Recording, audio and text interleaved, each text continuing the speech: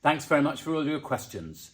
Number one, from Paul. How would you reform the House of Lords and Parliament? Well, Parliament definitely needs reform. I've written a lot about that. In particular, in relation to the House of Lords, I want it to be fully elected.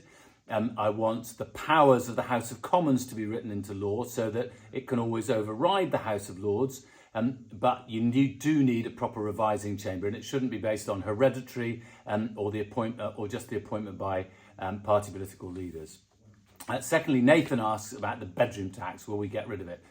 Well, I'd love to get rid of the bedroom tax. When it was introduced, I thought it was completely unfair, and I repeatedly voted against it. The difficulty that the Labour Party's got now is we will probably be inheriting the worst financial situation that this country has ever been in, because the Tories have wasted vast amounts of money, millions of pounds spent on PPE, for instance, that was never able to be used. And that means it's really difficult for Labour to make financial commitments in advance of a general election when we don't even know what when the election will be or what the state of the finances will be. But this thing is, this guarantee I will make you, we will apply a laser-like focus to trying to abolish poverty in this country. And that means all these issues, like the bedroom tax and other elements, we really need to look at very closely to make sure that every penny that we can goes to the people who really need it. Simon asks me about foreign interference in British politics, such as Russia's meddling in the referendum. Quite right. I was absolutely furious when Boris Johnson refused to publish the full Russia report, which had looked into interference in British elections. If we're able to, legally able to, of course, the Labour Party should publish that if we do get into government. But sometimes it's that the rules mean that a new government isn't entitled to see the papers of the old government. So we may need to do a new full investigation, and that will be a job for the Intelligence and Security Committee, but I would warmly welcome that. Simon also asks me about being a member of the Labour Friends of Israel. Look, I'll be very clear with you. I am a member of the Labour Friends of Israel, but that means I want to be a critical friend. I believe that Israel has a right to exist, but that doesn't mean it has a carte blanche in the way it operates. I've been very critical of the settler programme and the creation of the fence between Gaza and the rest of Israel, and we need to make sure that Israel abides by the law. I'm also not only a member of the Labour Friends of Israel, but also a member of the Labour Friends of Palestine and the Middle East, because I believe in the end you have to have a viable Palestinian state alongside a safe and secure Israel state. Margaret asks me about the NHS, basically. She says that the Tory party have privatised parts of the NHS, cut the number of ambulances, nurses, doctors and so on. Look, the NHS is the single most important issue that I think is going to affect this country over the next few years. I've relied on the NHS for my cancer when I had stage 3 melanoma a few years ago, and I'm still in treatment for all of that. I know how important it is to have a fully functioning NHS with enough doctors, so that you can get a GP appointment, so that you aren't delayed for your treatment, so that you get proper diagnostic tests done at the right time and all the rest of it. I think that is an issue for the whole of the UK, and Labour has got a plan to try and get far more people working in the NHS, to increase the number of operations that can be done so that we don't have the terrible backlog that we had in the past. And I know sometimes people say, well, actually the NHS in Wales is suffering as well. I remember I was an MP in the Rwanda when there was a Welsh Labour government in Wales and a Labour government in Westminster. That's when the NHS in Wales functioned best. You need the two working together to really be able to deliver for the people of Wales. Buffy asks me about, we used to have EU funding, and now there's levelling up funding and shared prosperity funding and things like that, which is run by Westminster government allocating money, including to places in Wales. But we've hardly had a single penny here in the Rwanda. I've been trying to get money for the Rwanda Tunnel, which would be a brilliant innovation right up at the top end of going from Blancum to Blangwimbi.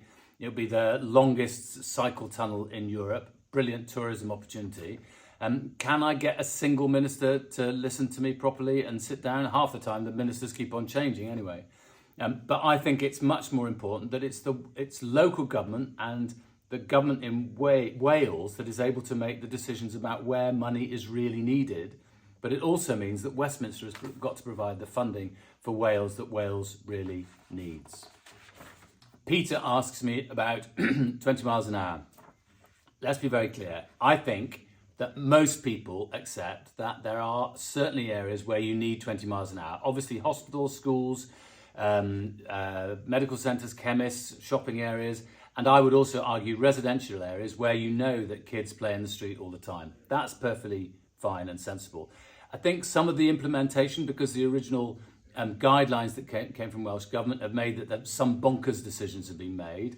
And if it's an arterial road, which is really important for people to be able to get to and from work and things like that, even though it might pass through areas that look a bit residential, I think there's a really good argument for saying that some of those should be going back to 30 miles an hour. But I think it's just about common sense, this. So I welcome the fact that there's going to be a review. I've already got a list of areas in the Rwanda where I would like to see changes and going back to 30 miles an hour. But in the end, it's about common sense, isn't it, really? Adrian asks me about, can I ask Rishi Sunak if he can clarify the cost of the £1.8 million for each person sent to Rwanda? How can this be justified? Well, I don't think it can be justified. There's no point in asking Rishi Sunak. When he was the Chancellor of the Exchequer before he became Prime Minister, he said that the Rwanda plan was not cost effective. Well, yes, he's right. £500 million already been spent on this. Just imagine what we could do with £500 million in Wales or in the Rwanda for that matter.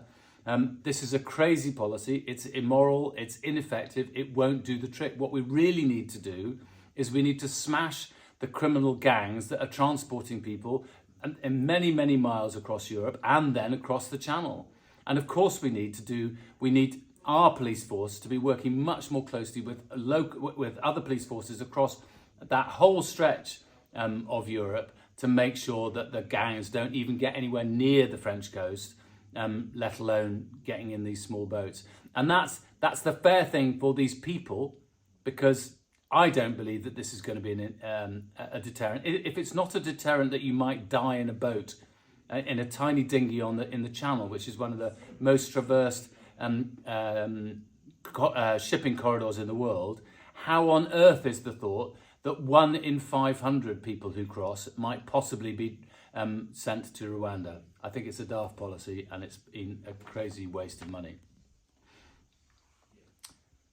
Gaynor asks, why are we being asked to vote for a police and crime commissioner when no one knows who he is, where he's from and all the rest of it? Well, actually, I do know Emma Walls, who's the Labour candidate, and I would encourage people to vote for her. I think she's brilliant. I think she will bring a breath of fresh air to the way that job is implemented.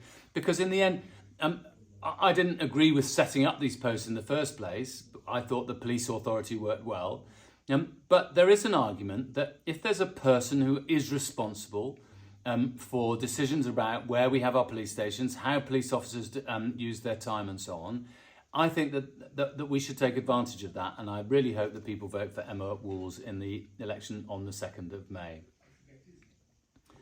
Anne asks me she says, the second reading of the WASPI compensation bill has been pushed back to the 17th of May.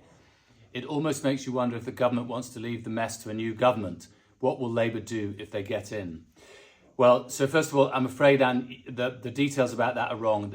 This is a private member's bill, so it's extremely unlikely to become law, because private members' bills only get to become law if the government supports them, because the government's always got a majority.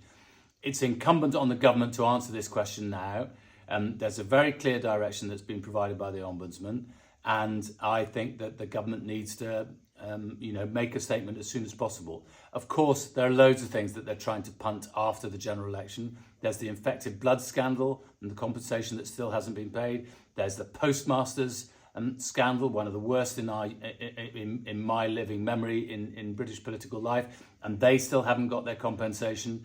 So, of course, if Labour gets into government, we'll have to look at all of these in the round and decide where is the money going to come from, how are we going to do it.